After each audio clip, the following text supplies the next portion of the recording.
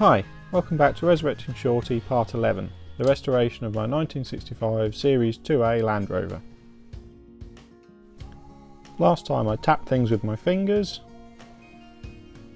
then I tapped things with a wire brush, then I stroked things with my hands and poked things with my fingers. Then I got creative and used a ruler to poke things and prod things and tap things with.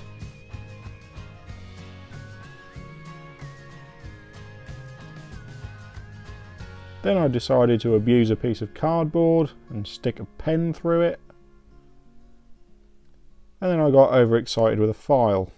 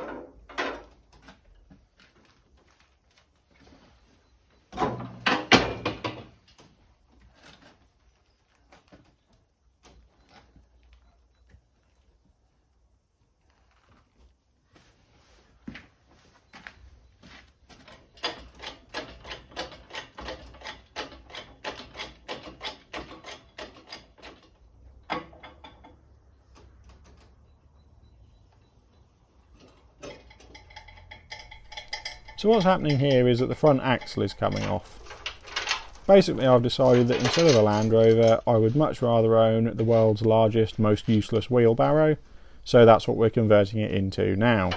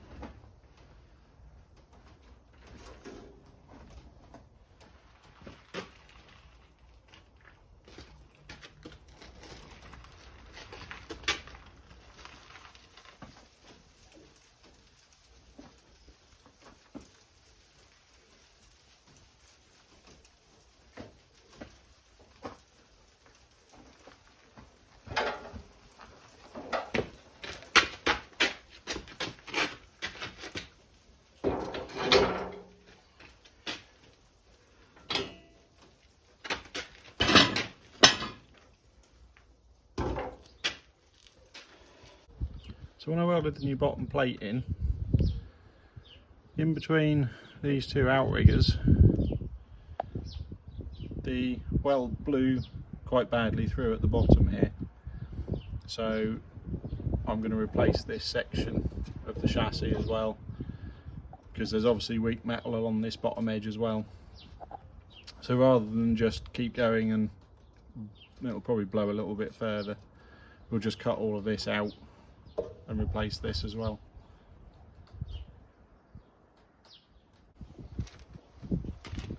So to begin with, I'm going to mark the extents of this outrigger, because this is the fuel tank outrigger, so if I get this in the wrong place, the tank won't fit.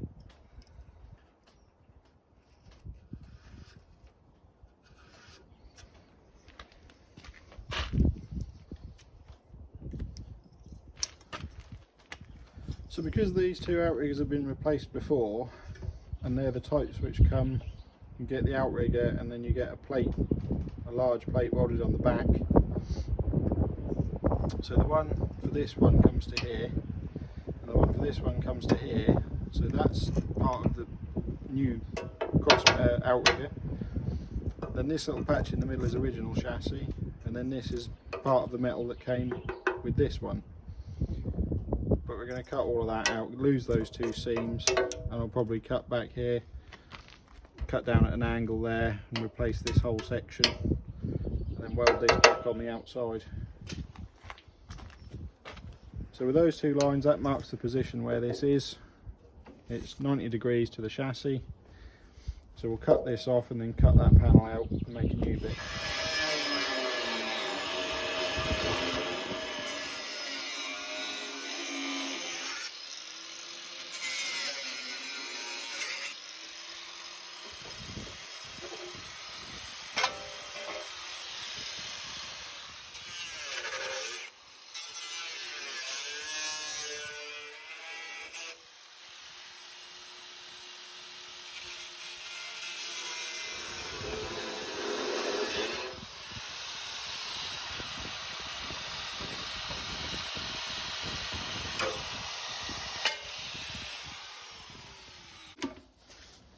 bit of a weird day for weather today. It's like brilliant sunshine one minute and then the next minute it snows. So there's a little bit of damp on the chassis, but never mind. It's not too bad and it is very brief showers. So we're going to carry on. So I've cut out the section, cut out a piece of steel to fit.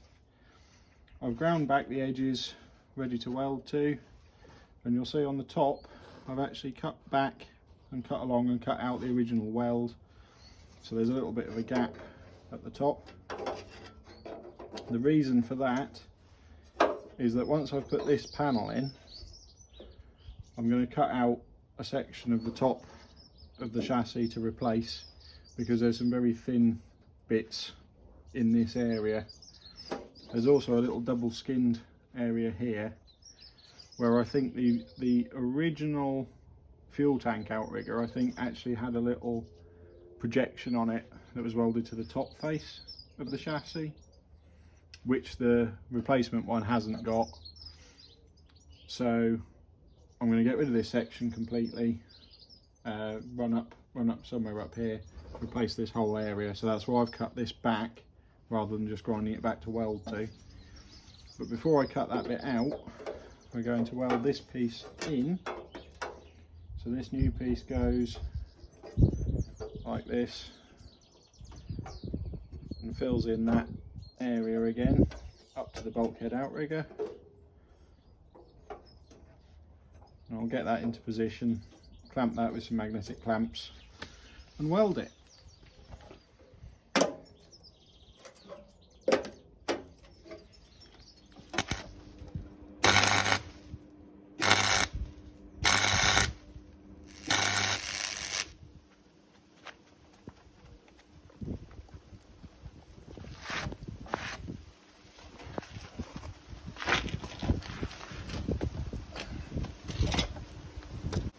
Yeah, so this has happened.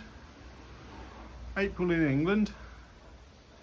It was absolutely fine, dry, sunny a little while ago, and now it's snowing, and it's snowing quite heavily.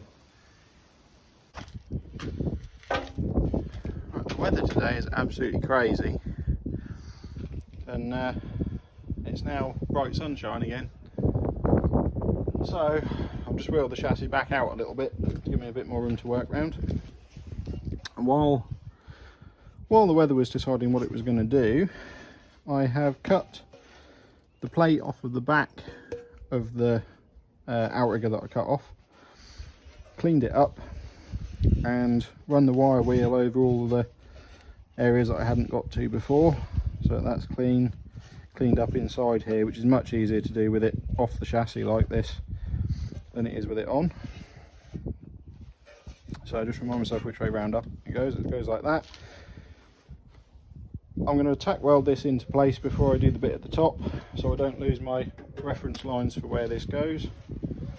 So I'll get this back on, and then we can cut the top piece out and then replace this strip in the top.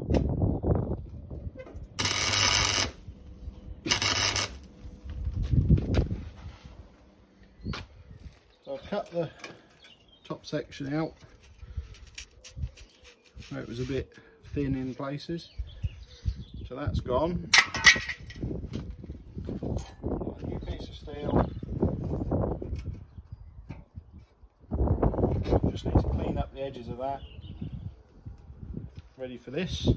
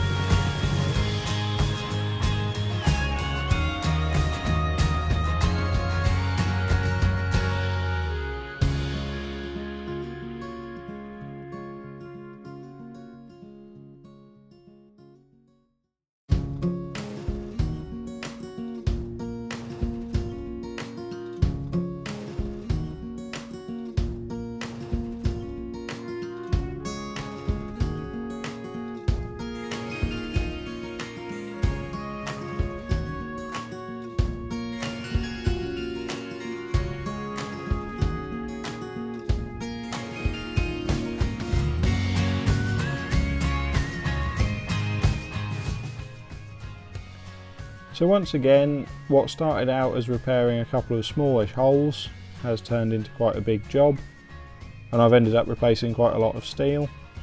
But I'm quite pleased with this one. It's come out quite well, and once the paint goes on, it actually looks pretty smart at the end of it. So I'm quite happy with this.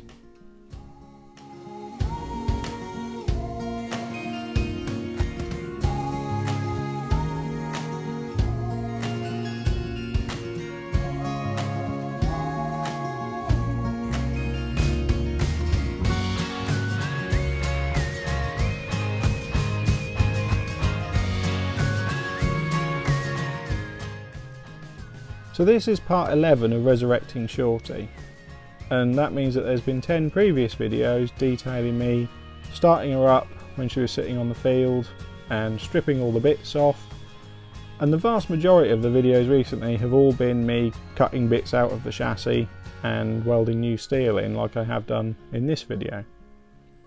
As it stands at the time of recording this, I've got something over 600 subscribers, and people seem to be really enjoying watching what I'm doing, and that is really humbling. And I'd just like to say thanks to everyone who comments on my videos, everyone who has shared it somewhere. It's brilliant, and it really means a lot to me, so thank you. And with that said, that is going to be it for this video. So once again, thanks ever so much for watching. If you'd like to support the channel, you can do that so easily by subscribing and giving me a thumbs up. It really helps with the algorithm and everything. So until next time, cheers!